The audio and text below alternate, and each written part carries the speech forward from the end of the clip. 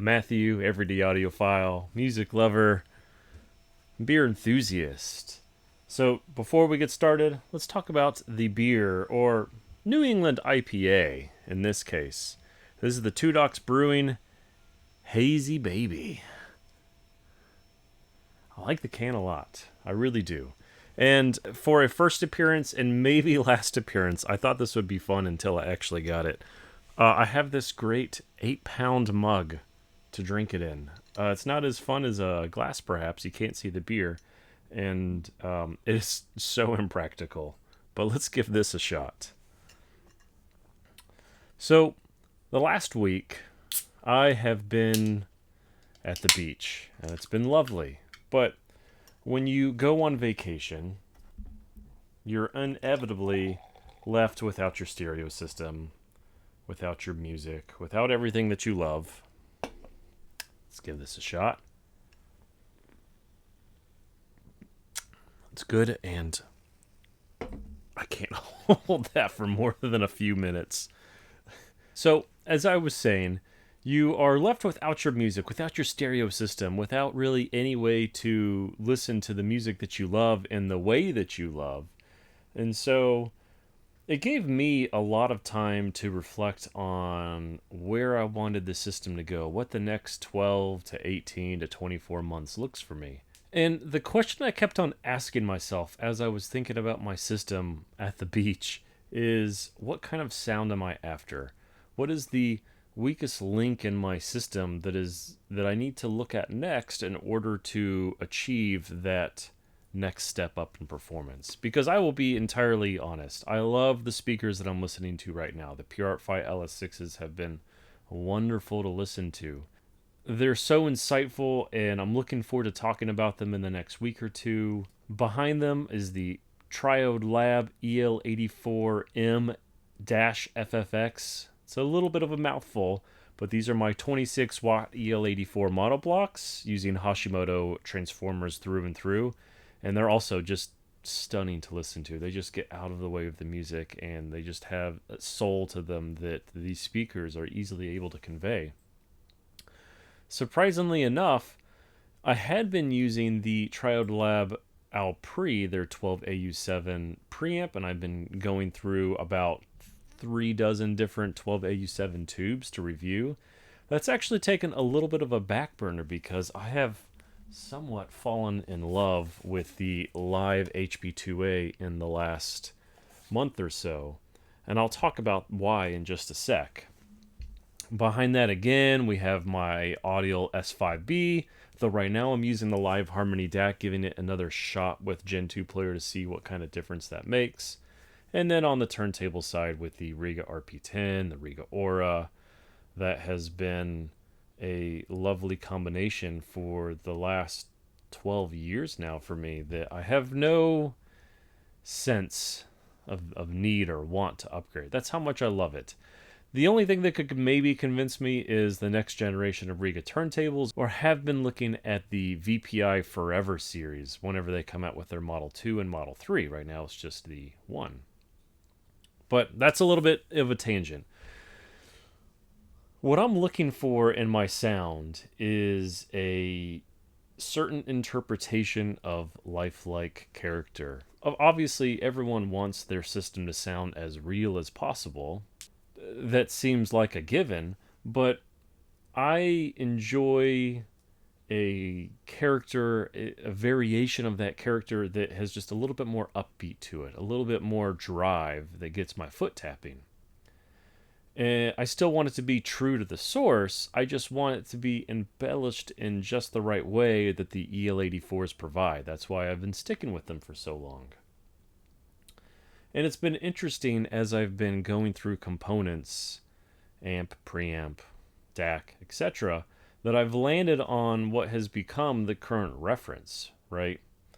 For a long time it was that Triode Lab Alpre, but this Live Harmony, it has worked so well with the EL84 monoblocks that I just keep coming back to it time and time again.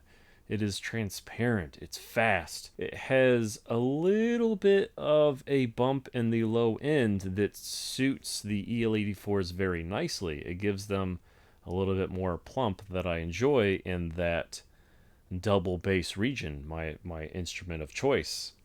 And after living with this for the last 6 months, I can easily say that the LAiV HP2a has been one of the most transformative components in my system, truly. It has time and time again come back as my preferred preamp in my system. And I think it's a little interesting, right? Most people, they will settle on a tubed preamp going into a solid state amplifier because that gives you the best combination of both worlds, right? You get the tube flavor from your small signal tubes, the 12AX, AT, AU7, or any of the new ones like the 12AY7. And then they go to the solid state amp, which provides that power, that 100, 200, even more watts per channel to drive any speaker that you want. I've kind of flipped that on its head, right? I have my solid state preamp, and then I'm getting my tube signature from the power amps. And the reason I've gone this way is because the EL84s have a sound signature that I have not found out of any other small signal tube. And that's a really important bit that I want to drive home. It's not that a solid state power amp doesn't sound good. I love the way that my Audio A21 sounds, or that the small 12 volt tubes sound bad. I love the way a 12AU7 or a 12AT7 sounds. Those are my two favorites. The 12AX7 is actually my least favorite of the three tubes. Besides how expensive it is.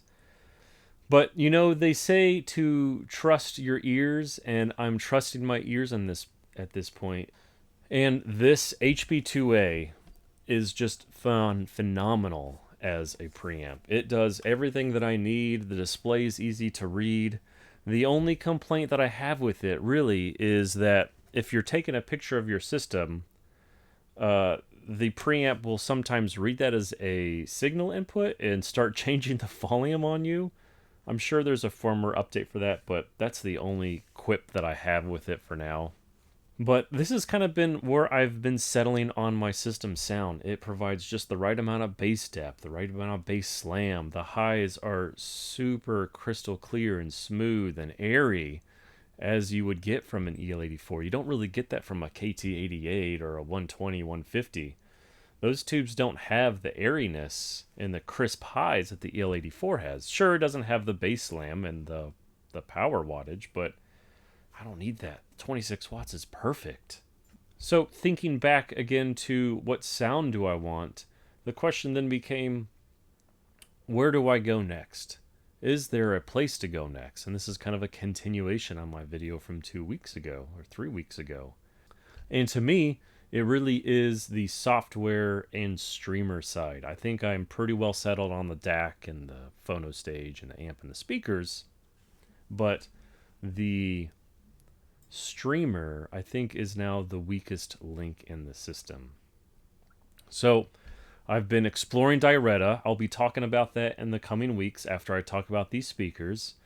I've also been looking at network switches and master clocks. There's a lot of things that people say do make a difference, an equal amount of people that say don't make a difference. I personally haven't heard what an audiophile network switch could do to a system, but I'm willing to give it a shot and give you my views on if it does make a difference or not. Right now I'm looking at the LHY class of products, so their SW6 and their OCK-2S, as well as their new SW10 Pro, which includes all of the components into one. It is fiber optic isolation between the network and your streamer. It has a master clock built in with 2 outputs. So that might be where I start my search, is in an all-in-one component, and then we will branch off into the individual components, get a separate master clock. I've been looking at the Leo Bodnar 1610, or maybe a switch or master clock from Silent Angel, maybe their streamer. I think these class of components are where a lot of people are really interested in. Do they make a difference? I don't know yet. I haven't heard it. I could go both ways depending on the engineering background, but I'm more amicable to trying them out now after having tried just a software change on the Holo Audio Red. I mean, that was a much bigger change than I thought it was going to be. It kind of breathed new life into the Red and makes me think, I'll keep it for a long time until maybe I try the Lumen U2X. That's maybe the only next step that I'll go, although that is 10 times the price, even more. So we'll see where that goes. I think that about wraps up the video. It was a little bit of a rant, but it really is just the result of a week-long vacation, thinking about where you want the system to go and asking that important question of what sound are you after and what's going to best enable you to take that sound even a little bit further. I think that's what's truly enjoyable about the hobby, is seeking out those little details and those little tweaks. And I am truly a believer that the streaming side of things, the source or the transport, is going to play a big part in the next 6 to 12 months of my life figuring out how to squeeze the last drop. I thought that Rune was endgame. You, the commenters, the viewers, have proven me wrong on that one. Rune is not the endgame, but it can definitely be improved upon through Gen 2 player, through Diretta, or even switching to something else entirely like UPnP. But until then, with this 8-pound mug, I will see y'all later.